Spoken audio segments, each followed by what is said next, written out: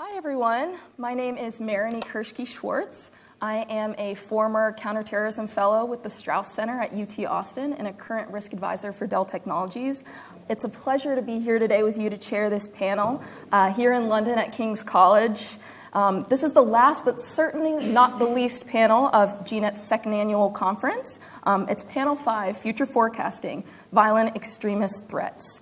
Thank you to the audience for being here today at King's College, and as well as those dialing in virtually. We have a talented selection of speakers with exceptional credentials here with us today.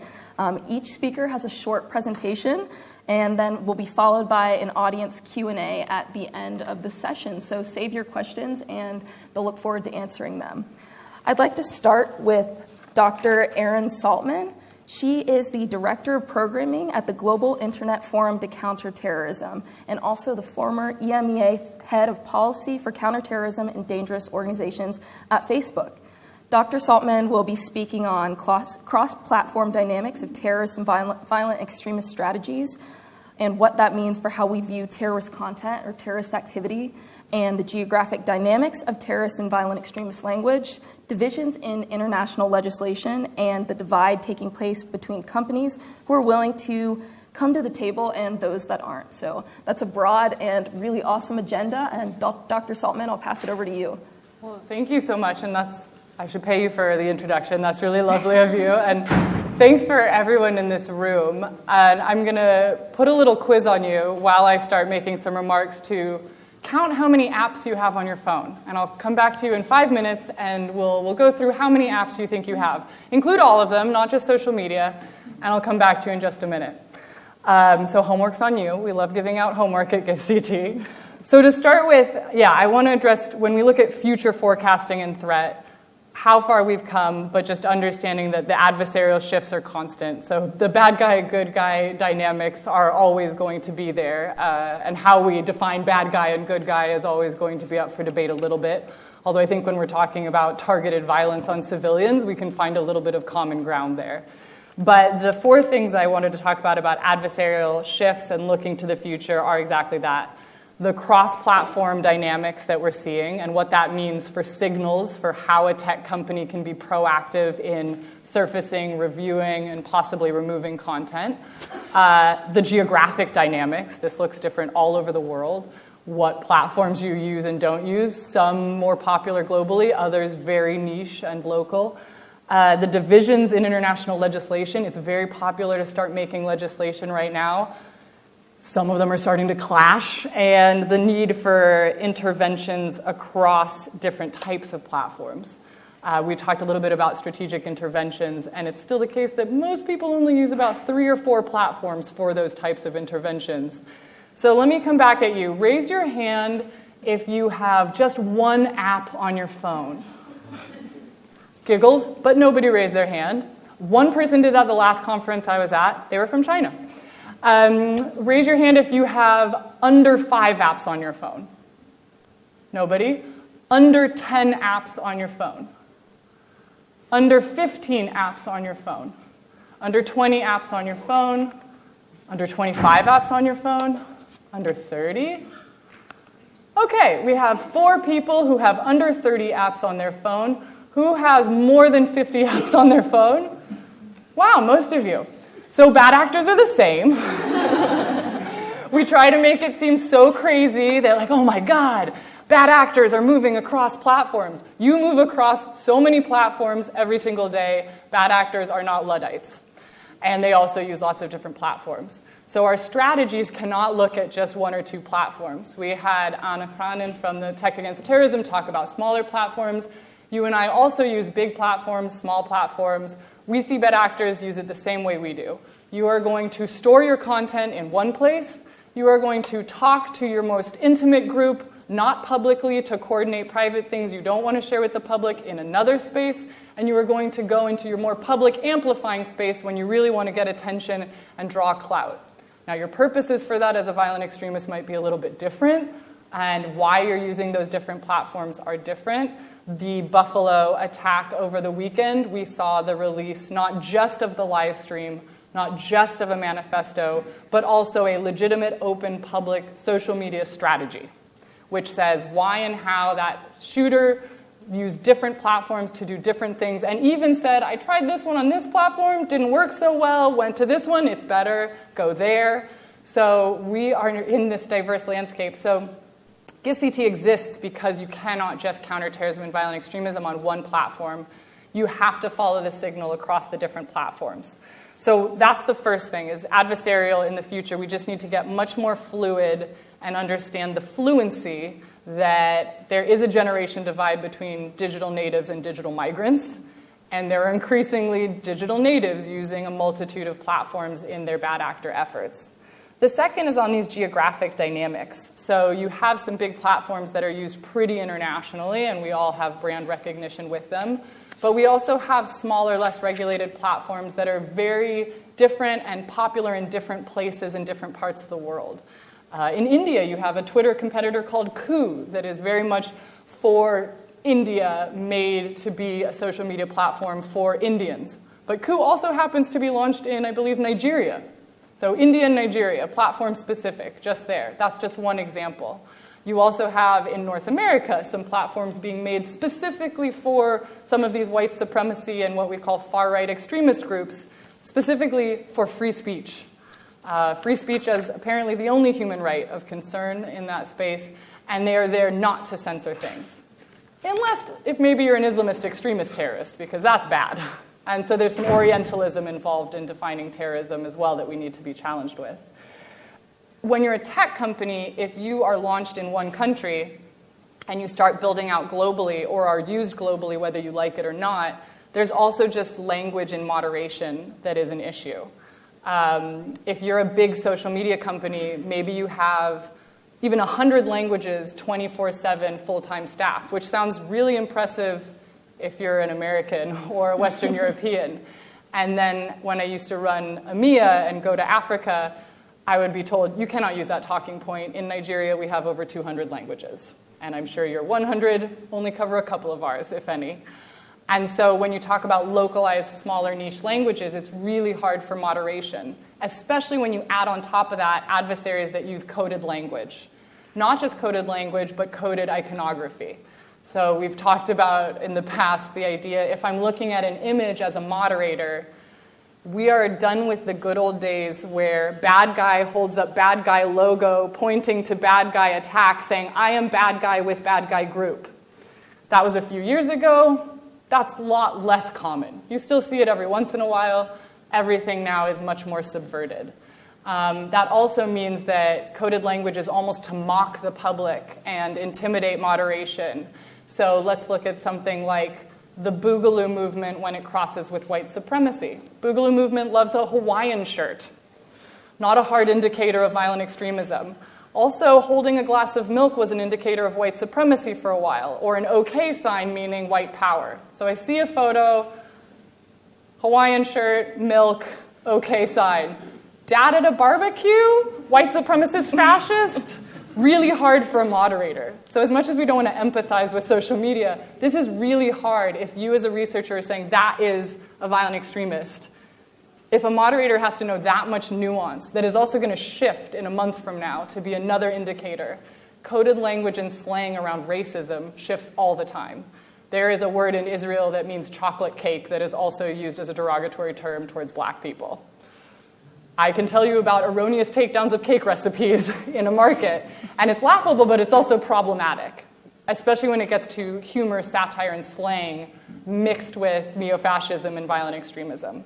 So these are some of the ways that we're seeing adversarial shifts, just almost playing with and mocking and trying to coax moderators, saying, go ahead, take me down and tell me what that indicator was. The other thing is just this issue of legislation. And for all the right reasons, we are seeing very bad clashes that are very confusing for tech companies. So you can imagine that in a post-Snowden world or a post-Cambridge Analytica world, there was a huge push for privacy. Users should have more privacy. You get things like e-privacy, you get things like GDPR because of that. And then you get terrorism, and there's this push for we need more data, we need more access for safety and security, we need more proactive data about users. Well, that's completely contradicting some of the privacy pushes in legislation. And then you also have the pillar of free speech. And those free speech, privacy, and safety legislation in different parts of the world, depending on what a government is prioritizing, are starting to clash. And what we know about content is it is not tied to one nation state. So if you have a piece of content that was made by somebody in Australia and is shared by somebody in France to somebody in Singapore, one country might say that that is absolutely illegal, and another might say it is absolutely protected and illegal to remove it. So we're starting to see a lot of confusion by tech companies of having to make decisions about, no matter what, I'm going to be compliant in one place and not compliant in another. And that is where we just don't have international norms to lean into for helping tech companies. So that's something to watch out for. And we have a piece of research coming out in July that's tracking, I think, something like 35 to 40 pieces of legislation that are going to force actions of tech companies related to terrorism and violent extremism, and you can start seeing the contradictions of what's being required. In some cases, even requiring tooling, and in other places, requiring that no tooling does that thing. And so that's going to become very confusing. The other divide is just in the tech companies themselves. So we can bash a lot of it's easy to tech bash, but there are, at the end of the day, companies willing to at least come to the table and be spanked and have a conversation, even if you don't agree with them at the end of the day. And then there are companies that do not come to the table and are not part of the dialogues. And it is a black box. And they do not have any transparency reporting. So there is actually starting to be a divide about, just with GIFCT, companies that we talk to or that Tech Against Terrorism talks to that we can at least work with and say, okay, how do we at least aim towards that? And then there's companies that you don't know how to contact them, they overtly do not want to be at the table, and that's going to be where you start seeing bad actors hide, because they know they can share and post there, and they're not going to have their content removed. And then lastly, interventionists. We have a positive interventions working group, and it remains the fact that amazing activists doing PVE, CVE work really only do that on 3 or 4 platforms. We see some stuff on Facebook. Depends how old your target audience is. Probably not on Facebook. It might be on Instagram. So we see some interventions on Instagram. We see some interventions on Twitter and YouTube. But that's basically the only places I've seen examples of really interventionist work. We need to be on gaming platforms, and especially gaming-adjacent platforms. We saw Discord and Twitch being used by the Buffalo shooter. That's not the first time. This is a space where all the activists have gotten kind of normatized in using their platforms, but you cannot use where you go. You have to use where violent extremists go. That could put you in a vulnerable space as a researcher, especially a female researcher. So what are the prototypes and entry points to be doing intervention work on alternative platforms? I think we're going to probably reform a working group around that starting in July if anyone wants to get on that bandwagon. And so I think those are just some things of where we're seeing the direction of travel, knowing the reason these adversarial shifts are happening is because identification and censorship and removal has worked on the obvious stuff. So I want to say that it's because of the right reasons that we're seeing the wrong adversarial shifts. We've done all the basic identification removal work, logo detection, photo and video matching. This is now phase 2 of bad guys upping their ante and practitioners having to say, okay, next wave, we need to up our tactics as well. I'll stop there. Thank you, Dr. Saltman. That was really fascinating. You brought up some great points that I hope we can touch on in the Q&A. I especially liked your discussion of coded language and the Hawaiian shirts theme that we saw during the height of the Boogaloo movement. With summer coming up, this is something that we have to keep in mind. Burn your Hawaiian shirts. Going forward. To be cognizant of time, we're going to move on to Munira Mustaffa, who happens to be sitting right next to me. She is the executive director of the Chasseur Group, as well as a non-resident fellow at the Newslines Institute for Strategy and Policy and a fellow at Verve Research. Munira is going to be speaking on right-wing ideology movements in Southeast Asia and her forecast about what can be anticipated next in terms of extremist threats and that behavior in the future. Munira, the floor is yours. All right. Thank you for the lovely introduction. Hello, everyone. Thank you for joining me today on the Future Forecasting panel. So here's a quick look. Sorry, is this working? Okay. Here's a quick look at what I'm going to cover in this presentation. This was supposed to be my presentation for last month when I published my report, but I had COVID, and it prevented me from speaking online. I'll have to switch to the next slide for time constraint. Oh, is it that way? I think so. I have no idea. So my report, you can download it from the GNET website, and it's available to read. And I'm just going to try and keep this short, because actually my presentation is supposed to be for 1 hour, and I'm compressing it for about 9 minutes. So I'm just going to start with a bit of background on the project. My presentation today will discuss my research into some of the extreme right-wing ideology movement in the Southeast Asia region. So why I described it as a Nusantara digital landscape is because of for the benefit of those who don't know, depending on the context, Nusantara broadly refers to the Malay-speaking archipelago, which is also commonly referred to as the Maritime Southeast Asia, comprising countries such as Brunei, East Timor, Indonesia, Malaysia, Philippines, and Singapore. So my research looked at how far-right extremists leverage social media to recruit, motivate, and acquire supporters in order to spread and legitimize their reactionary rhetoric. And my report analyzed about 14,615 accounts on several social media platforms affiliated with the extreme right politics in English, Malay, and Tagalog language. And this is how am I pointing in the right direction? Is that pointed towards? Yeah? Oh, sorry. Yeah, it's not. Oh, right. Okay, thanks. So here's how I explain what far-right and alt-right ideologies in the context of Southeast Asia, borrowed from Dr. Benjamin Lee, narrative of racial and or cultural threat to native groups arising from perceived alien groups within a society. And I use the SPLC's definition to explain what the alt-right is. A political movement that embraces radical right values while rejecting mainstream conservatives. Excuse me. So right-wing extremism is the least understood ideologically motivated violent extremism in the Southeast Asian region. For pedantic reasons, I'm not calling it a security threat, because calling it a threat would imply that actors in the region who embrace this specific ideology have attack capabilities to complement a violent intent, and that's where there's a distinct nuance there. In this instance, however, with that said, it's still a security problem. So I think the main concern is that the violent ideology would be mainstreamed and packaged into an acceptable form of political legitimacy. And for the sake of time, I'm going to skip the method section and limitations. You can read that in the report. Excuse me. So here are the identified narrative themes, common themes in the narratives. Far-right and alt-right actors in Nusantara digital space are very fixated with historical and cultural superiority. And they tend to whitewash despots and authoritarian figures. So they're also very preoccupied with the politics of who belongs to the homeland. And using this, they designate who do not belong to the homeland. And they express this in terms of economic contributions and using religion as a yardstick to decide on their belonging. So in other words, if you do not share any common traits with the dominant in-group, the majority, you'll be othered and seen as a mere guest who would never belong and should be grateful for being allowed just to merely exist. And you have to understand how potent this ideology is, considering the how diverse the space is in Southeast Asia and the complexities of the ethnic and racial strata across the region. So following that, I have identified these following groups, which I categorize as such.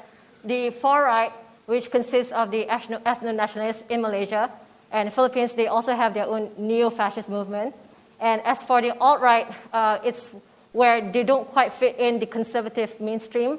They're more of a kind of a coalition. And I'll explain these differences shortly. And they're more ambiguous online.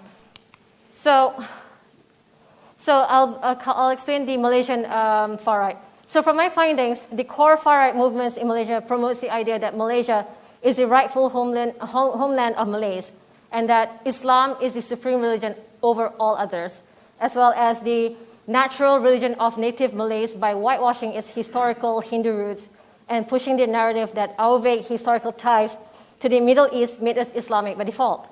So this is like I said, it's a very potent ideology if you understand the multi-ethnic and religious makeup of Malaysia's demography. And Malay far-right activists use a variety of social media channels and content types to spread and enforce these views, including being antagonistic and hostile toward anyone who opposes the Malay supremacy or promotes egalitarian values. They don't really believe in equal rights across the board. So given the substantial internet presence, it's safe to assume that Malay far-right actors are not concerned at all about blowbacks. They don't often get into trouble with the law enforcement for various reasons, and unfortunately it's because a lot of the key policymakers kind of align their views with them as well. So in Malaysia's online culture wars, Cytros, this is what we call cyber troopers, and trollbot armies are frequently deployed to dominate and regulate online conversation in order to reinforce specific narratives and distort public perception. And as I mentioned earlier, in Philippines, there's a far-right group that declared itself as Philippines' New Fascist Party, which is modeled after Young Philippines, the country's first fascist party, which was founded on January 7, 1934. The group's online accounts were formed as early as May 2021, so this is a very recent development. The Philippines' authoritarian nostalgia has been revived back thanks to President Rodrigo Duterte's hardline brand of Asian values. And as a brand of Philippines fascism, this far-right group adopts and promotes former President Ferdinand E. Marcos' true Filipino ideology. And as we know, the recent elections, I think his son won the election, right? So the far-right in the Philippines has adopted American far-right jargon and vocabulary. The movement's most distinctive feature is that it is strongly very pro-police and military, with their supporters espousing highly idealized views of military culture. Filipino far-right narratives generally revolve around being pro-Marcos regime, and they whitewash state violence and brutalities committed under Marcos' rule. And next, we'll have the most interesting part, which is so this is the kind of memes that you see being spread in the neo-fascist Philippines spaces. Here's the Pan-Asian Nationalism Coalition, and this is quite complex as well. So there are several alt-right groups in Southeast Asia appearing to be establishing a new online ecology. The proponents of the Pan-Asian fascist alt-right movements they're different from the previous two groups I mentioned, in that they are more diverse and less homogeneous. So participants from the maritime Southeast Asia characterize themselves as coming from Singapore, Malaysia, Indonesia, and the Philippines, with some Filipino membership overlapping with the aforementioned far-right movement as well. So although the Pan-Asian ideological movement is made up of a loose network of alt-right activists and supporters, it's less amorphous than Malay ethno-nationalists and Filipino far-right online. They have a hierarchy. They name the chancellor as the principal leadership role, followed by national leaders to represent each nation, as inspired by the Nazi Germany Wehrmacht. Memes are the current equivalent of propaganda, amusing only, and it's only funny to them, and nonsensical to the rest of us. So here's the interesting part. Unlike the previous two groups that were more obvious and blatant in their presence online, this group, they prefer to be in a secret channel. So they prefer anonymity, even amongst themselves. And I think this is largely because of their blatant anti-monarchy, anti-government, and anti-constitution ideas are probably the likely driving cause for them to hide their identities. Because, as you know, countries in Southeast Asia cannot tolerate any resistance against the established government and rulers. So, sorry about that. So, I think you can't see that. I don't know, for some reason it got scrambled. Okay, so anyway, I'll just, I noted down. So the most common topic of discussion, which often centers, so what's interesting is that their topic of discussion often center on so-called Jewish conspiracy, Western hegemony, policing, military culture, cultural purity, and historical revisionism. So I'm not able to dive deep into these, but I've described them with great length in the report. And what the key takeaways that we can take from this is that the extreme right is a global phenomenon, and we must recognize that because of the two populist far-right movements I outlined have the greatest voting base, and this is important because Philippines is a great case study of this. They have the power to affect political outcomes by promoting populist interpretations and narratives. And this is detrimental because they are mainly concerned with identities, and discriminating minorities. So as a result, hateful movements require a comprehensive response. Because many of their messages and narratives are spread through disinformation tactics, it is vital to increase media literacy policies in order to decrease violent grassroots movements.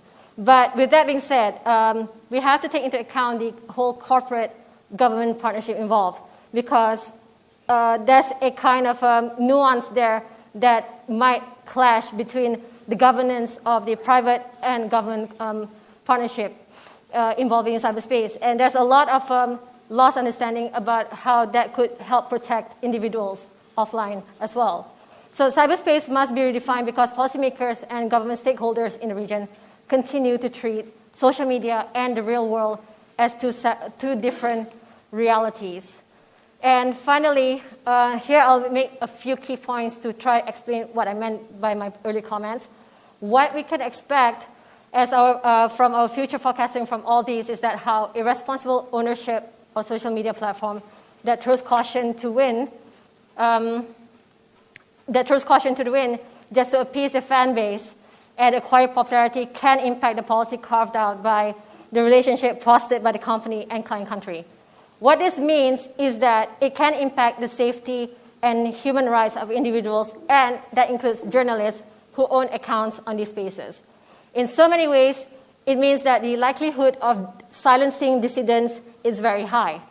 So there is also the commodification of the Nusantara social media spaces as well, by hijacking significant conflicts and political narratives to drive engagement, even for the most superficial reasons, such as selling beauty products, that contribute to the disinformation industry.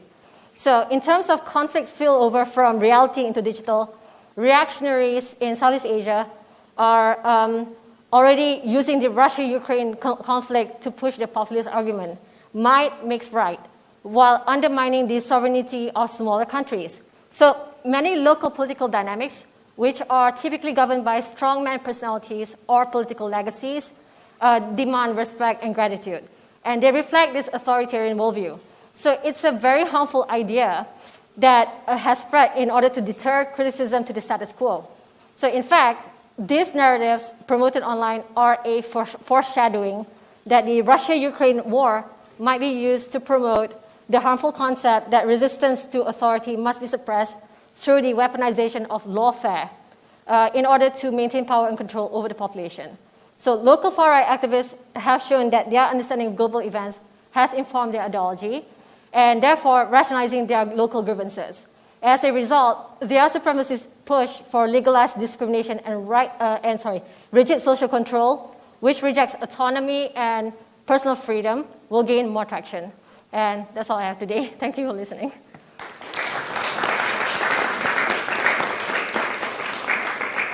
Thank you so much, Munira. Your research is timely, and we'll have to make sure that the audience can get a copy of your report so they can review your findings in a more elaborated, and I know you only had 10 minutes to go into this, and we appreciate you summed that down perfectly.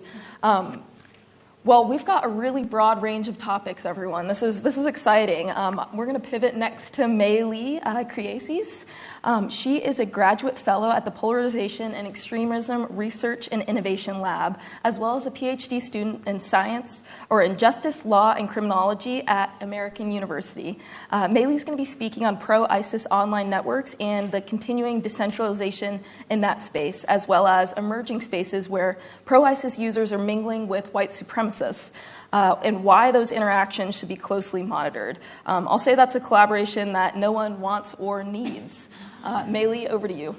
Hi, everyone. Oh, is this okay? Okay, I get it. Hi, everyone. It's a pleasure to be here, and thank you, GNET, so much for the invitation. And it's really great being in person, like full room of people. Yay! So I'm gonna talk about the first topic, as you said, the continued decentralization of Islamic State extremists online, specifically on Telegram. So the reason that it's interesting is, I think, in terms of future trends, something that we might want to keep tracking and be especially aware of is the localization of decentralized propaganda. And by that, I mean there still continues to be an output of official propaganda coming from central Islamic State sources like Al Hayat Media Media Center, Annaba, things like that. But there's also a stronger emphasis, maybe even, on supporters having the leeway to create their own propaganda in a very grassroots, from down up type environment, where they create unofficial magazines like Salt al-Hind, for example, and it's done in a very professionalized manner, mimicking that of official Islamic State magazines that we know from previous, like Dabik and things like that. So I think in terms of the increasing level of professionalization from these decentralized networks and these just grassroots supporter-driven propaganda creations, we'll need to keep track of that. But in conjunction as well, we'll need to monitor, what are these supporter networks? Where are they beginning to translate official Islamic State propaganda into, like less spoken languages that are maybe a lot more of a regional focus, and also emphasizing a regional narratives that would be appealing to individuals from a very specific area, for example. So I think that's something moving forward in terms of future terrorism trends that we might really want to emphasize keeping track of. And I know a lot of researchers are doing this, of course, but just to reemphasize the importance of this. And also, we'll have to see in terms of, as we all know, Islamic State faced a huge amount of pressure on mainstream platforms in particular in terms of content moderation, bans, things of that nature. So in terms of how they reacted by a huge platform migration to Telegram after their series of Twitter bans, and then even after facing a lot of pressure from Telegram, it still seems to be a very central hub of activity despite the removal process, but they also decentralized onto a lot of other apps, and they particularly continue to value spaces where there is encryption capabilities, so seeing that as a very secure. So in terms of other extremist groups, if they face the same amount of pressure, including maybe certain far-right groups in the future, it will be interesting to see if their patterns of decentralization, their learning curve and gravitation towards apps with encryption capabilities, if that also mimics the Islamic State, because perhaps this could be somewhat of a blueprint in terms of dynamics and platform movement. So also the last thing I want to touch on is that we know ISIS has also tried to create their own apps, and I think apps have popped up, but they've been, it's kind of like a flux in terms of the popularity of these apps, and a lot of them have gone away. But it will be interesting to see too if any extremist groups, including the Islamic State or any branches, are capable of creating a sustained own app outlet. So that might be something we want to pay attention to. And then finally, I want to talk about crossovers. So I've been monitoring a handful of channels that are promoting fascist and also Salafi jihadist aesthetics within the same space.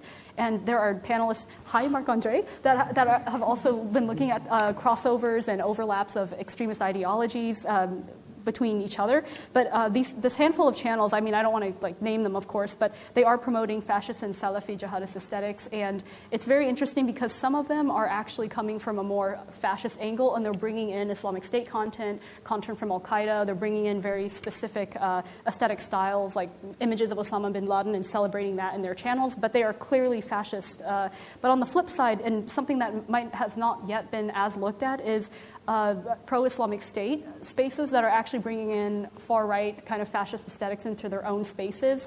And so that is something I think it's emerging, and it's becoming a very up-and-coming topic in this field, I think. But it's something that will be very important to keep monitoring, because we want to see how these what are the overarching narratives that are shared between these spaces. Why do white supremacists think that bringing in Islamic State aesthetics, for example, might give them even more attention, because it's something quite unique and niche, even within the white supremacist circles, that is not very common. So it's definitely kind of like an anomaly in a lot of ways, but something that is important enough to keep track of, especially when you see the cross sharing of instructional manuals. So Al-Qaeda operational manuals, bomb instructions from the Islamic State. I've seen that occur a lot in white supremacist spaces, even wider within this milieu that I'm talking about. And then also, finally, I think what we might want to drill down on too is especially private chats. So not even things that are public, like channels, on Telegram, they can be publicly accessible. But also, maybe it's good to go searching for private chats where you do see Islamic State and white supremacist supporters interacting in the same space and even talking with each other. Because I'm in a couple of chats they're private, and I've seen ISIS group admins interacting in the same spot with white supremacists. So it's clear proof, right? Because online it's hard to track who is where, what, all these things. But it's helpful to know that some of these same guys that are running these Islamic State private groups on Telegram, they're also in private chat rooms where there are also white supremacists. So yes, it's a crossover episode we don't like to see, but it's something I think moving forward that it's important to track, because I feel like in some ways too, promoting an aesthetic that is merging these elements, it'll need to be further studied, right? But it's something that anecdotally, in terms of what I've seen online, it's becoming a bit more common than it used to be, and that is concerning. So thank you, everyone.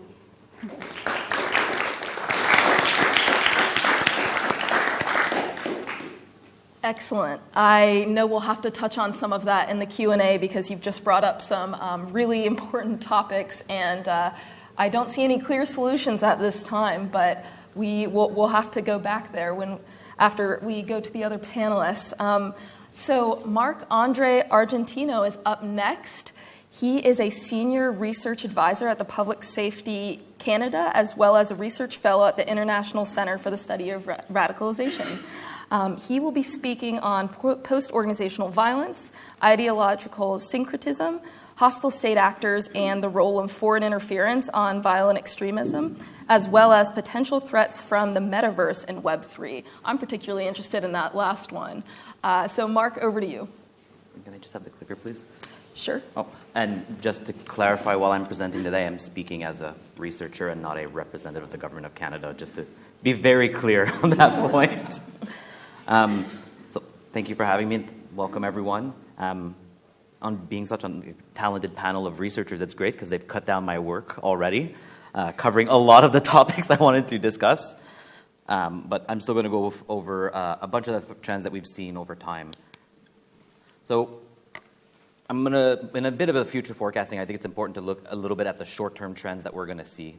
And in reality, we're going to kind of see a continuation of the trend line. So the extremist landscape, or let's say, the next 2-3 years will continue to become more diverse, more fragmented, and actors will continue to be empowered by advances in emerging technologies. And I think the previous panelists have all kind of touched upon several of these elements, and I don't think the trend line is really going to go away. It shouldn't really shock anyone either, but it is something that we need to keep in mind, and we can't just look too far ahead while ignoring some of the problems we're still facing now. And if we really look at what we've seen recently is, one, political violence is increasing. So political terrorism over the past few years has actually overtaken religious terrorism in the West, with religiously motivated attacks declining 82% in 2021. There's also 40 politically motivated attacks that occurred compared with the 3 religiously motivated attacks in the West. So we do see a distinct increase within this space. Again, that doesn't minimize any threat from religiously motivated extremism, but I think it is important to keep in mind that the political dimension is one thing we need to observe and keep an eye on. And out of the 5,226 attacks that have occurred in 2021, 52% were attributed to groups. So it's still dominated by the group space, but at least within the violent extremist space on quote-unquote the far right, or the ideologically motivated violent extremist space, we are seeing that it is becoming more diffuse and really focusing on more the post-organizational space.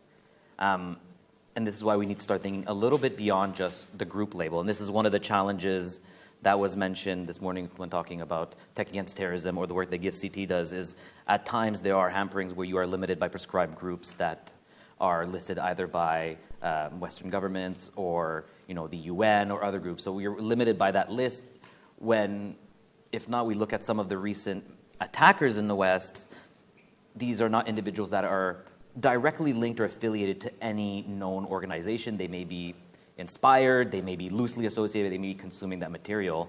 But as Erin pointed, it's not, you don't see the Buffalo shooter with his gun saying, I am bad guy X, linked to bad guy group, doing this attack for this reason. In his manifesto, he details a diffuse set of ideas, a diffuse set of motivations. You see a diffuse set of strategies determining why he was going to do this and being inspired by various actors over time. Now, this is something to keep in mind when we're doing this type of understanding. Again, we can't ignore groups. There are still formal groups that have these top-down structures, but these loosely affiliated movements are something to keep in mind as well.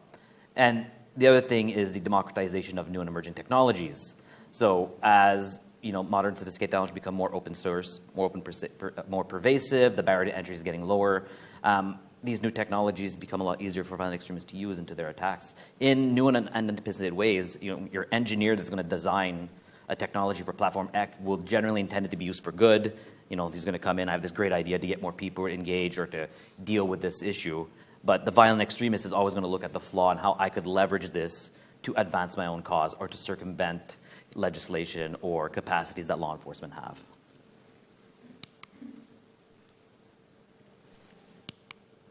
There we go. So let's piece the puzzle together on some of the 4 categories I think that we should pay a little bit more attention when it comes to the future. So again, moving beyond organizations, Institute for Strategic Dialogue had put out a new set of terms for the Global Internet Forum to Counter Terrorism about post-organizational violent extremism and terrorism. And this is really about terrorism where the influence or the direction of activity is ambiguous and loose. So it will be something that's a key trend to continue to focus on. And this is something I think that research I'll be doing in the next little bit to start looking at, historical attacker manifestos and incidents, start looking at what groups are they directly or linked with or affiliated with, or is it really looking at this post-organizational structure and how they're connected? This is kind of also reflective of the technological landscape. As Erin said, you're moving across all of these platforms for different reasons. You're engaging with different groups. You're influenced by different things. And that all plays a role in how you're working. You're still going to get these groups where you have, bottom tier dude responding to mid-level boss responding to big boss. That's not really going to go away, and we still see that in regions. But if we're seeing some of the threat actors in some of these spaces, they are very loosely affiliated. Some of the examples that I could point to is in one specific group I'm in, you have leadership from several prescribed groups organizing and talking to each other, trying to recruit and radicalize individuals, but they're not doing it under the banner of any of their groups. And they're pushing material from mixed ideologies and mixed groups and mixed periods, and they're blending everything in, trying to see what is going to hook these individuals in, what is going to push them over the threshold. So it's not necessarily tied to one thing. There's a lot of also branding and aesthetics that come into this space that will inspire individuals, but not necessarily give them any techniques, or procedures to actually carry out attacks, playing into the space of radicalization. So when we really want to think about this threat landscape, if you look at it kind of in an upside-down pyramid, when it comes to the intelligence or law enforcement space, they're really just at the tip of the iceberg. But when we're looking at the middle tier, which is dangerous and radicalizing content, not necessarily leading to violence, and you have really this awful but lawful chunk, which is the huge amount of material that we'll engage with, that really falls into this space that will push these individuals down the pyramid toward an attack. But this is where we need to consider things like prevention, where we need to consider places like what are touch points that we could do to engage these people to try to help them exit this pathway, or other mitigation or ways to mitigate harms. Now, I'm not an optimist. I'm not going to say we are ever going to get rid of violent extremism, but I think we could get a lot better at mitigating it and providing the resources needing to reduce the amount of individuals that are interested by this. But that means we need to think beyond prescribed groups and prescribed labels and even just group structures, and looking at more loosely affiliated movements and organizations. The other one is ideological syncretism. Erin talked about it. Meili talked about it. This really blend, and Munira talked about it too in Southeast Asia, looking at fascism, accelerationism, neo-Nazism, classical, whatever ethno-nationalist extremism you want, mixed with Islamic State propaganda, mixed with elements from Al-Qaeda, the Taliban, Southeast Asian narratives and propagandas. All this type of stuff coming together is concerning and something to pay. And again, it's kind of the crossover episode we don't want, but it's also reflective of the digital environments we're in. We are not limited by the physical barriers to have to go and meet a specific individual in their group, to go to their locations to engage with their content or these people.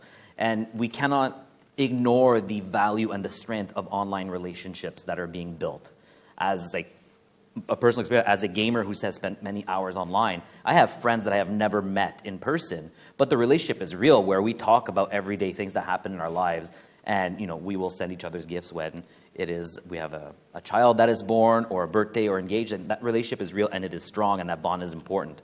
So it is something that is happening in my everyday life, we can't say that extremists are not going to do that. And that is the majority of the content you're going to engage with in this space. Beyond the material that'll tell you how to carry an attack, beyond the material that'll tell you how to become more extremist or more racist. It's really more about the day-to-day lives and the day-to-day things happening to you in your social life and in the political landscape you're in. And that is something that we need to keep in mind. And when it comes to syncretism, if you're going to be, let's say, anti-trans, that is where there is a clear overlap between, Salafi jihadism and, let's say, the far right. In the report that we wrote about for ICSR on the syncretism, that is one thing that we noticed where, trans narratives or transgenderism is an example of the degeneracy of the West, and that's where these ideas overlap, where they're like, oh, well, the enemy of my enemy, that's great, we could collaborate on this idea. So we're seeing a lot of shared propaganda and ideas in this space. It doesn't necessarily mean there's going to be a clear transition to a threat, but that shared type of things is concerning, because then when it does come to sharing techniques and procedures, then you're able to borrow a lot more between the people you perceive as allies in these spaces. Hostile state actors. This is a hot button topic. It's very difficult to ignore, but it's also very easy to overstate the impact they're going to have. And I think it's something that we always need to take with a grain of salt. Are hostile state actors engaging, leveraging, trying to influence, violent extremists? Yes. Are they providing ways to harbor them so that they could, diminish the enemies that they perceive in liberal democracies? Of course. Now, every time someone carries out an attack, we're always going to have a couple of researchers and be like, that is directly linked to hostile state actor X because of this logo or this thing or that thing he was reading. The barrier for evidence when it comes to linking someone to a state actor is very high, and we can't just point to that, because directly playing to that game also plays into the favor of hostile state actors if you don't have sufficient evidence, because then, as we've seen with the Buffalo shooter, some of these state actors are leveraging this propaganda to their advantage. So it is something that we need to keep in mind. It doesn't mean that it's not happening, but I do think we need to take more care when it comes to researching this and providing the evidence. And this also means that the community working in the foreign interference space and the disinformation space need to start building bigger bonds with those of us who are working in the counterterrorism and violent extremism space. Right now, those silos are still quite big. It is diminishing, and as Erin reminds me regularly, means we need to be care of mission creep. But I do think there is a piece of the puzzle that we do need to collaborate and engage with more, because this is something that is happening more and more, and we need to pay attention to it. Now, the last one, Metaverse and Web3. This is where it's fun, because now we get into the science fiction of violent extremism research. These are new and emerging technologies, so I'm just going to give you a quick breakdown for those who are not aware of what it is. So basically, Web3 uses decentralized protocols, so blockchain is something that we should all have been hearing about right now, to try and address some key issues like data ownership. Does Facebook own your data? Or does platform like Amazon own your data? Or does Twitter own your data? Who owns your data? Is it the rich person behind those companies that own it? The concept is to have it decentralized where everyone owns a part of this data, or the protocols own part of it, and no one is wholly in control of it. That is a very romantic view to hope and address some of the issues that we have, because you're also going to be creating different ones. If we think of the recent attack in Buffalo where, GIFCT activated their critical incident protocol, the fact that there was a functionality behind it is attributed to the fact that there are people who are in power to say, we could pull this. That does come with the fact that they also control everything else we do. So there's a good and a bad. But in a decentralized concept, we need to start thinking about how are you going to address taking down manifestos, videos, and propaganda when they're tied to a blockchain. And even if you feather that blockchain, so break it off, you could still go back and archive that material and take it out. Taking down content in that space is going to be a big challenge. So we can't just romanticize it as a problem-solving issue, but we need to think and build in these measures right away. If you want to avoid the issues that we have with Web 2.0, then safety by design, ethics by design need to be implemented from the get-go, and the implementation is already happening. So we can't wait 8 years down the road to start doing things. It needs to be built in now. So it's really about decentralization. Doesn't require permission to join into Web3. Doesn't require any type of stuff. So anyone could do it. It's great. But again, that barrier to entry means anyone could participate. If we look at the recent Shooter's manifesto, his idea of using Twitch versus Facebook is because, well, for Facebook, you need an account. On top of the fact, only boomers use Facebook. For him, Twitch, anyone could do it. You don't need an account to watch a live stream. That's the second attack that uses Twitch that failed. Doesn't mean Twitch is obsolete, but you do see some challenges there. But if everyone could access it, that means the barrier to entry to consuming some of this content is going to be much lower. It also means that some of the measures that have been put in place over the past 2 years to limit some of this content online are going to be faced again. So how do you build that in? How do you deal with that? It's something that we need to think about. Also, ISPs cannot impose their will on who uses their services and do not act as intermediaries between individuals and people who use that service. There is a lot of good that will come out of this, I know, but there's also some of these issues that we need to keep in mind. How are we going to deal with violent extremism, terrorism, child sexual exploitation, gender-based violence? There's so many issues that are perennial that we're dealing with now that we need to consider for this stuff. The metaverse, now that's a fun one. 3D virtual worlds where you could do anything you want, from ripping apart your best friend to playing games together to going to the beach to, I do not want to have a 3D conference, so if that's going to happen, I'm not coming to a metaverse conference. But there is a lot of interesting. But there are lessons learned we could pull from this. It's basically a better version of Second Life. And there has been a lot of research on how religious extremists, violent extremists, your average user have used Second Life in the past. And if you don't know what Second Life is, man, I feel like I'm getting old. But basically it was a virtual world that you're able to sign on and do whatever you want. You could create your yoga studio, you could create your church, your Buddhist temple, or you could create your training camp and do full of fun things with your buddy online.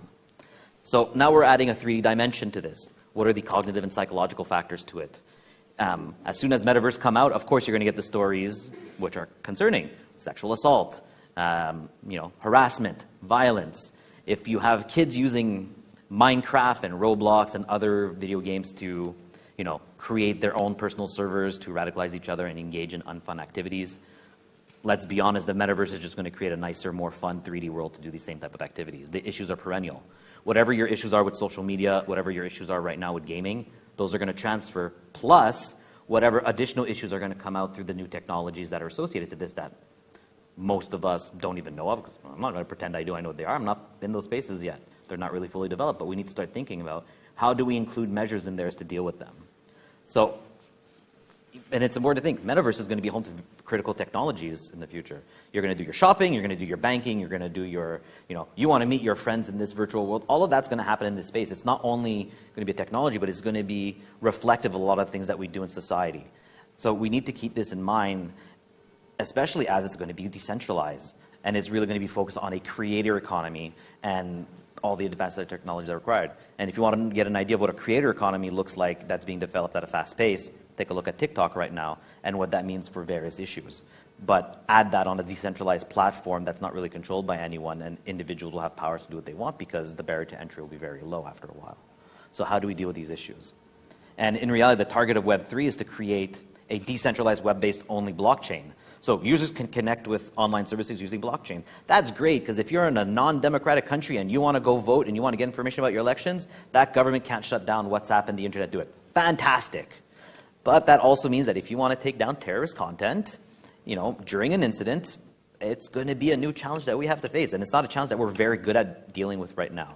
So I think when it comes to Metaverse and Web3, a lot of the perceived threats kind of fall into the science fiction space. But the perennial issues we're dealing now are going to transfer. How do we deal with them, and how do we build features in to deal with them? But then also, as a research community and expert community, how can we start considering the future potential threats presented by these new and emerging technologies and start providing the information and resources needing to those developing them to get them? It's not that these individuals developing them are malicious. It's just, let's be honest, like, I'm in multiple departments. When I'm dealing with my colleagues in computer science and engineering, there is a type of hyper-focus that is, that's found in these type of individuals, that they're going to do their research, their work, and they're going to get it done, but then they move on to the next issue because they're on to the next project. In the other spaces, like in the violent extremist space, we're going to go, it's the same shit as last time. It's the same shit as my supervisor was writing about. It's the same thing as this retired intel agent who's writing his 18th book is dealing with. It's these perennial issues. So how do we get better at mitigating them? And I'll end it on that happy note.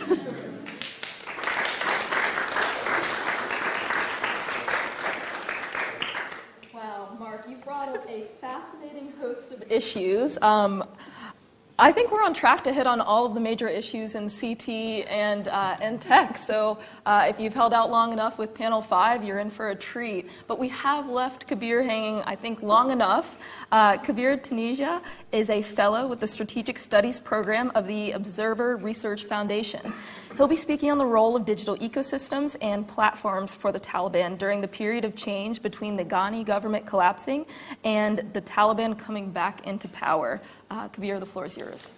Thanks so much. I'm the last person between your evening drink and this conference, so don't hold a grudge against me. I will be talking about, in general, of course, the security or securitization of digital ecosystems in South Asia. South Asia is the most securitized geography in the world, and I'm talking mostly about offline, but now that is slowly translating to online as well. For this part of my talk, I will be looking from the west to the east, so I will be starting from Afghanistan and what happened in August 2021. Because while we may know it from the visuals that we saw on television, which was from the airport and from the city, there was also a collapse of a small but a digital state that was taking shape, which is part of the sort of broader thinking of democracy and freedom of thought and so on and so forth. And there were a lot of young people. India hosts a lot of Afghan students, for example, that were part of this ecosystem and were looking forward for this ecosystem to provide them in the future. Now, some of the very interesting aspects that took place during that time, and during that the collapse of Kabul, if you may, was that the Taliban was already fairly active on platforms such as Twitter. And that came from the fact that they were being, well, they're not necessarily entirely banished or sanctioned. So it was happening in silos because at some level, I think even the West knew that they will have to talk to them if required. And when the Doha talk started, that's when the Taliban's sort of development of their online ecosystems really took off, because they saw it as an opportunity of not just running a war in Afghanistan on the ground, but also building the perception of, if they win at that point of time, what will the perception going to be? And of course, we saw actors such as Abihullah Mujahid, who became extremely sort of the go-to account if you want any information from the Taliban. And also they realized that people want to know what the Taliban is thinking, and they use that as a stepping stone into building a fairly formidable online ecosystem, which is also fairly accessible. So you may not be able to access them on the battleground, but you can definitely access them online. And I think this is a very interesting part, because I think a lot of learnings on this aspect, particularly for the Taliban, came from the experiences of the Islamic State, that they wanted what they're saying to be piggybacked by the international media.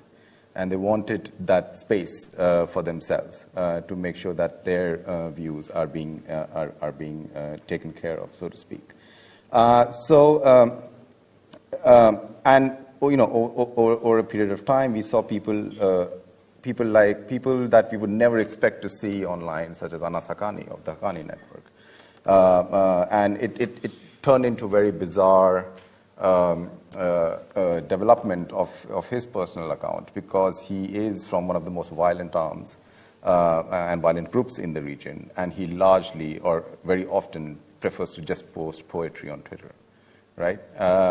So if you want, and of course there is an entire sort of ecosystem of propagating him as a moderate within the Taliban ecosystem, but it has a very sort of extreme uses his Twitter account of what the Haqqanis want them to be, not the Taliban necessarily, but what the Haqqanis want them to be, want themselves to be, so all these ecosystems in Afghanistan started to take off in August, September, and we started seeing that they started expanding and multiplying slowly. And one of the most interesting parts was, in my opinion, which of course, in the chaos, no one had the time to deal with it. But a lot of places did ban the Taliban, including a lot of platforms banned the Taliban. But once they sort of took control, they had access to all the governmental accounts.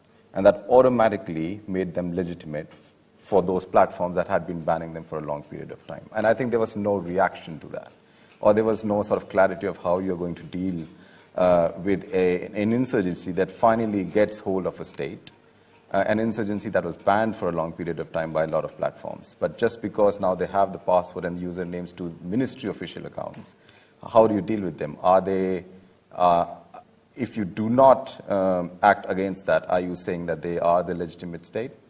Even though a lot of governments and a lot of entities do not see them that way yet. So that raised a very interesting question in my mind, at least, as to if Platform A was banning them for years and years, what is stopping them from not allowing using those official government accounts that will provide them legitimacy into formulating a proper state in favor of their views of how they have taken over a population. And since then, we have seen sort of this development of how the Taliban is also struggling to build on that. Of course, it's very easy when you're not in government to build up digital ecosystems these days. They use platforms like we all do. And they prefer not, at least from my experience, they prefer not to utilize platforms that are difficult to find. Or platforms that are difficult to access, or if it's only being accessed by a certain group of people or a certain kind of people. I've seen the Taliban do not find themselves very pleased by operating just within a circle, which is why one of the most bizarre things I've seen in the past 1 week was a very, very vocal support by Taliban accounts for Elon Musk's bid for Twitter. They openly wanted Elon Musk to take over Twitter because they thought that it would make Twitter even more sort of liberal that way when you talk about freedom of speech, which is bizarre considering Twitter never stopped them from doing anything in the first place. But anyway, so just moving on very quickly, that's some of the issues that I found very briefly as part of a large exercise that we are doing on the Taliban taking over. But the digital part certainly merits some introspection of how it was allowed to get through without any consequences. Of course, there were no consequences for the Taliban to be on some platforms from the beginning, which was problematic in itself. But the fact that a lot of platforms that disallowed them correctly were okay with them taking over previous governmental accounts and suddenly become legitimate over a period of 24 hours is extremely problematic of how we view taking down some of these groups and their content. But as I said, the Taliban is still struggling. They're trying to control, and they're also realizing that it's a two-way street. So if they can have an account, so can the people fighting them.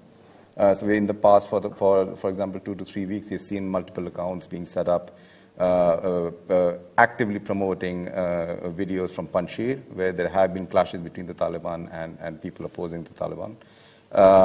So from that perspective, what the Taliban is now trying to do is control the narrative by they know they can't do anything with the platforms, obviously.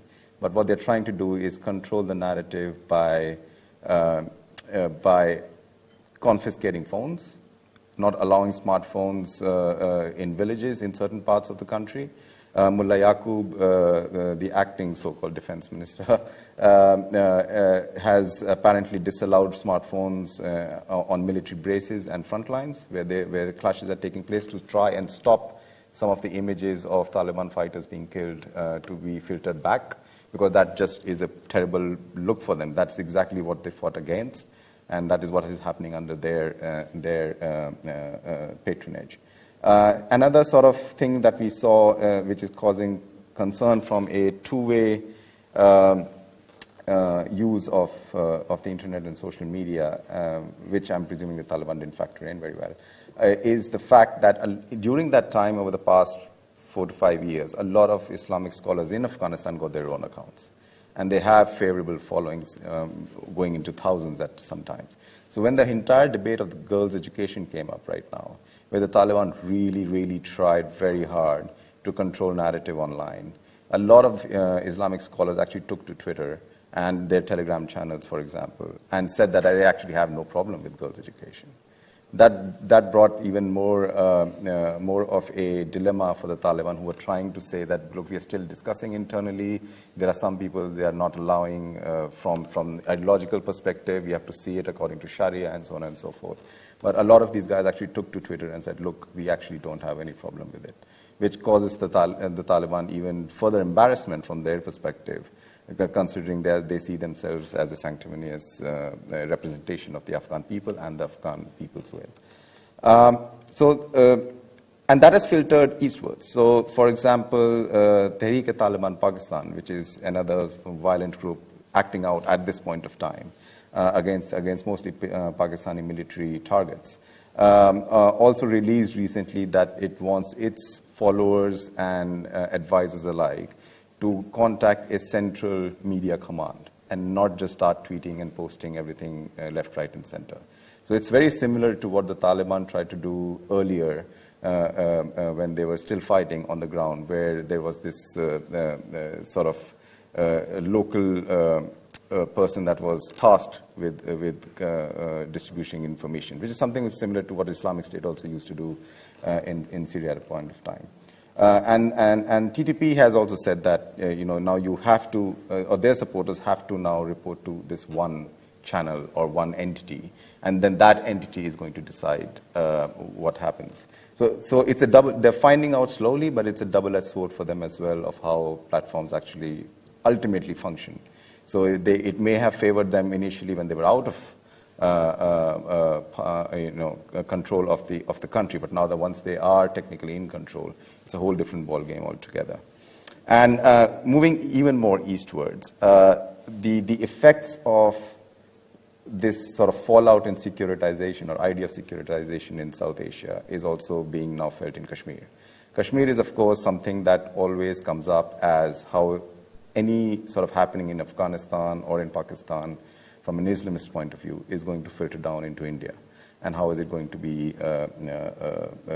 portrayed. For example, when the Taliban walked into Kabul in August, the ideological heart of the Taliban, which is the Deobandi thinking, the seminary for that is just 60 kilometers from Delhi. Not a lot of people know, but it's extremely, extremely close to New Delhi.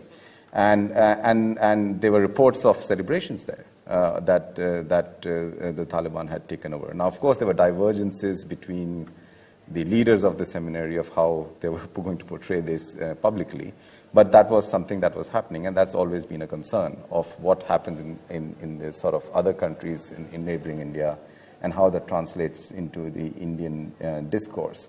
And so for one thing, like for example, this past week, talking about sort of technology-enabled use of extremism, oddly, it's the first time I've heard it. I don't know if other researchers would know, but the technology of hotspot came into spotlight.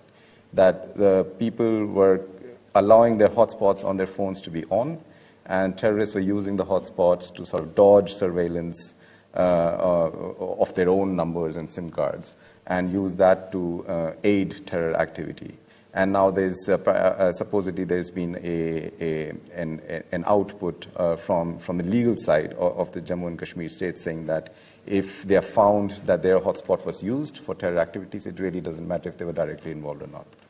So they will still be prosecuted. It's more of a scare tactic thing, but in Kashmir that translates very quickly to reality as well. So, and a lot of this is coming from what they are expecting as a longer fallout in Afghanistan. So, for example, we've already seen on Telegram channels smaller terror groups such as the PAFF, which I'm pretty sure no one knows who they are, but they are the People's Anti-Fascist Fronts, ironically. And they're seen as a Lashkar-e-Taiba extension, but they already have displayed pictures on their Telegram groups of them sporting weapons that were purchased from Afghanistan. So AR-14s and other similar sort of equipment.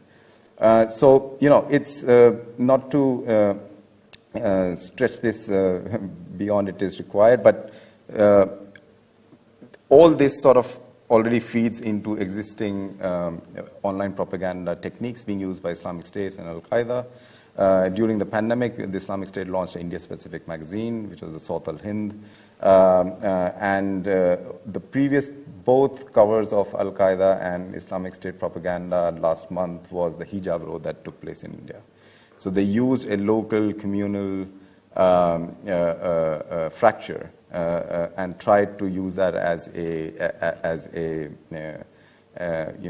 try to mobilize people's thoughts and ask them to basically take up arms because their sort of religion was under threat and so on and so forth. And that's been largely a similar sort of trajectory of propaganda by both the Islamic State and Al-Qaeda. They've been using local fissures in India to try and use the communal gaps that have come up in the past couple of months and rally people behind it. It's not worked previously, it's not worked now, but you don't know what it's going to sort of lead to in the future. So finally, I'll just conclude by a larger sort of philosophical babbling. I do believe that we are increasingly working in newer, grayer areas. We are doing fairly well on sort of fixing a lot of stuff that was problematic some time ago, but technology moves fast and policy doesn't. So any reaction to a technological advancement, metaverse, as my colleague was talking about, is going to be far ahead in the future, especially for countries such as those in South Asia, which have n number of things happening at the same time. The last point that I'll make is that a worrying trend that we are seeing is that we are seeing in countries such as South Asia an increasing call for new platforms that are inward-looking. And they want these platforms to only serve the country or the state and not be part of the larger global discourse. So the whole idea of what the internet is supposed to be is sort of collapsing within itself, especially in certain countries like South Asia, who do believe the larger tech platforms of today are part of a discourse that necessarily does not belong in that region. So I'll just stop there very quickly. Thank you so much.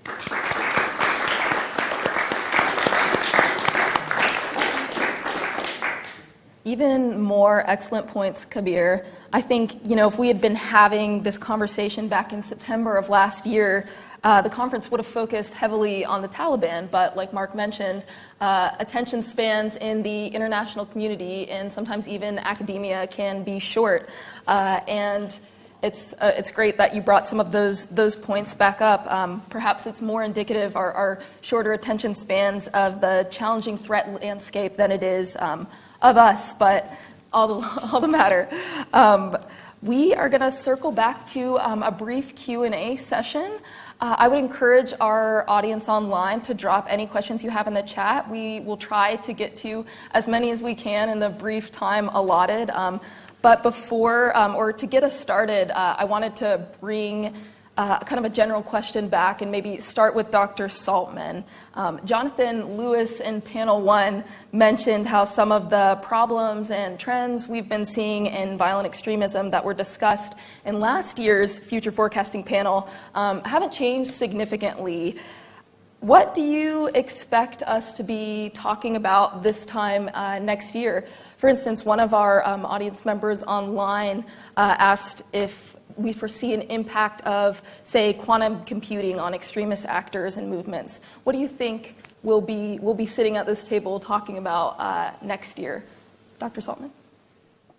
I think we touched on some of the points, so I don't want to be too repetitive. I can maybe highlight some gaps where we should be talking more about that are hard.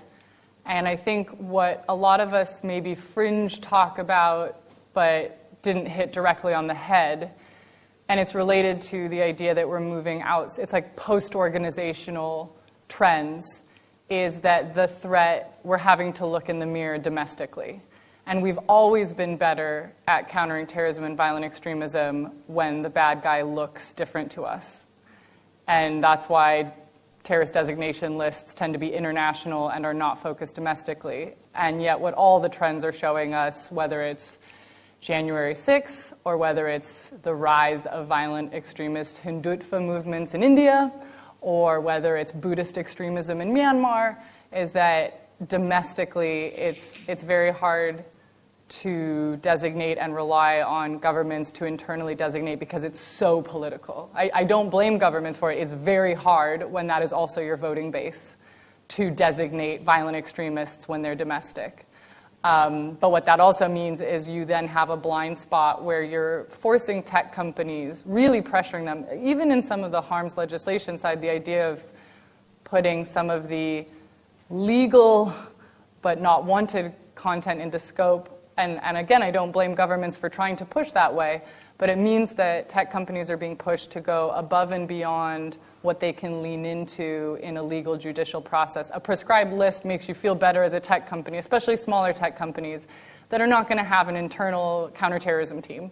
Very few tech companies have internal expertise like that. They rely on partnerships, and they rely on designation lists because they can legally stand behind it and say, this group is illegal. I can safely take it down. But when you get to domestic extremism, there's a big gap where we're constantly saying, tech companies do more, and they're saying, that group could sue me and win for me removing their content. And we have examples of that in Europe, in Italy, with groups like Casa Pound and Forza Nuova, who sued social media for taking them down, and it's going back and forth in court whether or not a social media company might have to pay damages to a violent extremist group for removing their profile on a private platform. So I think we're getting to this point where, again, we've gotten at some of the obvious stuff. And it's not that more needs to be done even on some of the obvious stuff, but tech companies are trying to get, most tech companies are trying to get at this. But when you get to domestic extremism, they aren't having a lot that they can lean into to justify those takedowns when you are literally seeing sometimes violent extremists on mainstream media, given mainstream platforms, given voice, showing dog whistle signs or overt symbols related to domestic extremists. And again, that looks different in different parts of the world, but I think we need to shift towards giving more guidance and helping give infrastructure and things to lean into to take action, because otherwise we're getting in this weird spot where a tech company might want to do the quote-unquote right thing and then get sued for it and actually pay damages to a violent extremist group, which we're starting to see in case studies of. Would anyone like to add to Dr. Saltman? Well, I guess just to add the question about are we going to see something like quantum computers? Yes. You might see that at, let's say, the hostile state actor level, since the average full quantum computer costs about $15 million if you're going around it. There are some desk-size budget versions for about $5,000, but you're not getting the whole concept of it. So I don't think we're going to be seeing the Taliban or some neo-fascist group or, you know, a lone shooter using that to their advantage. And also the primary concept behind it is there. But in all honesty, a year from now, we're probably going to be talking about a variation that we're talking about right now, and probably some unknown issue. This conference would have happened in May of 2020. We'd all be talking about COVID. So we really don't know what's happening down the road. And like you said, if it was September, it would be the Taliban. And right now, the hot topic is the Buffalo shooter. We don't know what's going to happen 6 months, 12 months down the road. And really in this type of like counterterrorism, violent extremism, you know, national security space, the issues are usually more about the immediate and trying to mitigate what's happening now, and a lot less resources are attributed to what's happening down the road. And it's understandable because there is a challenge to try to do this, you know, foresight type of work in a space where there's a lot of immediate needs that need to be addressed. Absolutely. I think we've given you a lot of food for thought. Does anyone in the audience have a question for either all or any of our panelists? Please. My name's Daniel from the Community Security Trust. I have a question about some of the stuff. I'll talk into the microphone. I have a question about the post-organizational world that a few of you have mentioned. I welcome your thoughts about whether we should be looking at the role and the functionality of specific platforms which have very specific branding when it comes to the role they play in specific attacks that happen. So, for instance, the role of 4chan in the Buffalo attacker was very significant, and also, in part, according to his own writing, continued to play the role that you would almost expect an organization to play in its place in terms of radicalization, incitement, encouragement, and so on and so forth. So are the measures we have in place against organizations something we should be debating about when it comes down to specific platforms such as 4chan? You want to arm wrestle for this one? I'll be brief because I want to bring as many questions and answers in there. But this was my point about there are platforms that are willing to come to the table, and then there are platforms that aren't. 4chan and 8chan would love a point of contact. And I guarantee you my email will not be probably replied to. If you're listening out there, 4chan, call me. We'll chat. Or Viber me or WhatsApp me, whatever form you want. That is what I'm saying is if there's a platform that in and of itself is saying, I am here to not have to play by the rules, that is also a beacon to bad actors to say, great, I can go and squat there. I could go and know that it's not. Now you will see those bad actors still try to get back on those bigger platforms as part of the strategy, because if you want attention, and we've seen so many interviews where extremists will say, yeah, I was over there, but it was just my echo chamber, and I really want to fight with people that don't agree with me, so I keep trying to go back to these other platforms and getting kicked off. But this is a split. And this is a place where I encourage governments and legislation coming to the table to say, like, how do you get those platforms at the table? Now, sometimes some of the platforms you don't expect to be at the table really are. They're just small, and they don't have staff, and they're freaking out. But they do want behind the scenes to get some help. So you'd be surprised who sometimes comes to Tech Against Terrorism or us, and we're trying to help them as well. But those adversarial platforms are really a problem. And that post-organizational factor is part of the reason why when GIFCT was expanding its hash sharing database to say beyond the UN list, which is such a good starting point, but which we know will never encompass everything we want to get at, we actually had to go off, instead of a list-based approach, to start going off a behavior-based approach. So what are the behaviors you can chip away at that you know are violating, that are attached to violent extremism? So that's why we created buckets around really specific niche things that go very viral, like attacker manifestos. I don't care why you attacked, but you had an ideological reason, and those manifestos go very viral. And branded violent extremist content, because that brand, whether it's, we talk about things like Order of the Nine Angles, like really niche pagan white supremacy esoteric groups, but it's branded or siege. Like we can get at that without it being designated then. And then same with working with Tech Against Terrorism about URLs as a signal, so that even if it's a link to 4chan or 8chan or Telegram, if I hash that link, I can at least share it with all our companies, and they can use it as a signal to see where that link has been shared on their platform. So at least we can then hash and share the URLs based on companies that maybe Tech Against Terrorism is tracking that aren't members, but we can share it as signal to the companies that are at the table so that at least we can stop the viral spread of that link sharing. Because it's very rare nowadays that a platform has the person plus the source content uploaded there in one place. It's usually an outlink. Those are ways we can chip away at it, but this is exactly a problem that we're facing. And it's not only like platform-based. If we look at the Christchurch shooter, he used 8chan. Yeah, it went down, came back as 8kun, still around. A lot of the fun people that spend their time there are still probably on that platform, but also on a bunch of others. So even if you do chip away at one of those platforms, this is why when you think about it, you have to talk about like an ecosystems approach.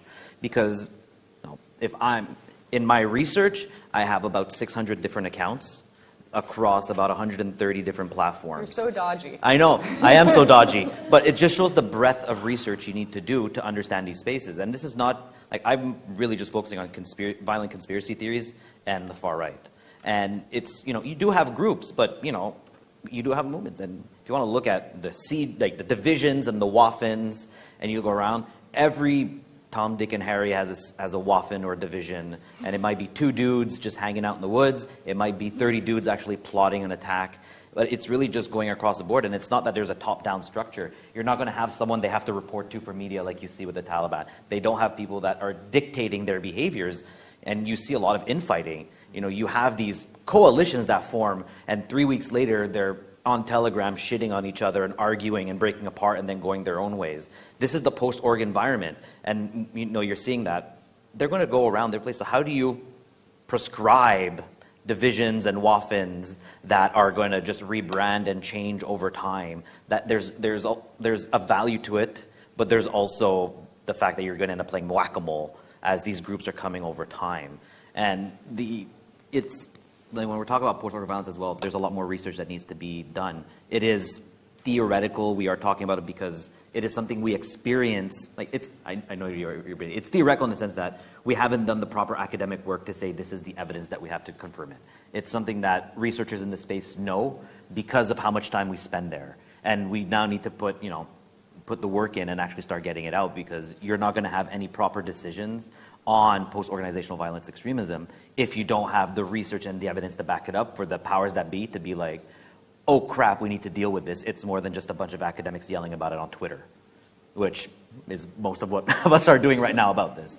So we need to do the work and bring it out. It is an issue, but it is something that is there, and it is very difficult, as Erin and I talk about regularly, but also as I talk with all of my friends and colleagues in this room on a regular basis trying to deal with this. And it's not just the far right. This is something that we're seeing in Salafi jihadi space, as I've talked with my colleague Tor Hamming about, where Meili has talked about in her research. It's something we're seeing across the board. So it's also not just, hey, this is a Western far right issue. This is also something we need to consider when we're talking about Southeast Asia, and other parts of the world, because this is going across the board, as we have been successful at getting them off some of these platforms and pushing them away. But that also leads to some of these consequences where we're seeing this decentralization and this diffusion as well. So now we're also going to play catch up on the success that we've had in a way.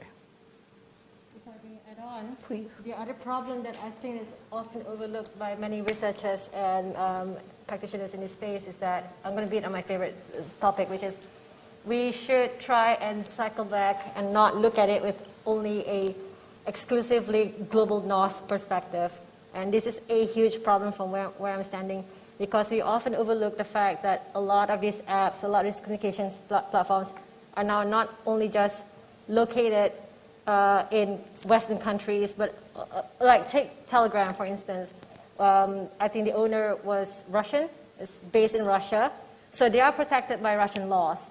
And this is a problem that's often being overlooked by a lot of researchers, because they don't consider the laws of and governance of respective countries where these companies are based, and how it can protect the ownership and defend them from any legal repercussions.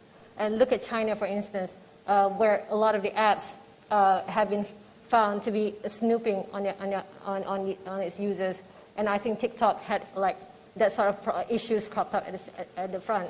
So I think this is still a huge knowledge gap that we need to consider when we try to build policies to counter this violent extremism, because not many of them are willing to play ball when it comes to policies countering violent extremism, because they're all going to protect themselves. And the only realistic bottom line that we can hit them with is just at the economic perspective. And this is something to put into consideration when we target companies and ask them to try and participate, because I'll just be frank, I know so many of them who are not willing to play ball unless they have they can benefit, and it's always monetary. Yeah. Absolutely. Meili, Kabir, would either of you like to add, or can we have one more question or wrap up? All right, I think with having so many excellent panelists on the... Did you have something, Kabir? Okay. Having so many excellent panelists, we were truly lucky to be able to hear about such a diverse range of issues. Before we head off today, I did want to mention, if you enjoyed the programming for GNET's second annual conference, ICSR actually has an upcoming detainee conference called Resolving the Detainee Dilemma and What Next for the Men, Women, and Children of the Islamic State. And that's next month, so stay tuned on their website for details on that conference. I'd be remiss not to pass out a few thank yous, of course, to our Panel 5 panelists, as well as the excellent panelists and participants throughout the whole conference, whether here at King's College or online, as well as Ali Basunda, Johanna Ines, and Maddie Cannon for coordinating all of this and bringing us all here together to talk about such important, timely, and very pressing issues. Thank you, everyone, for being here today.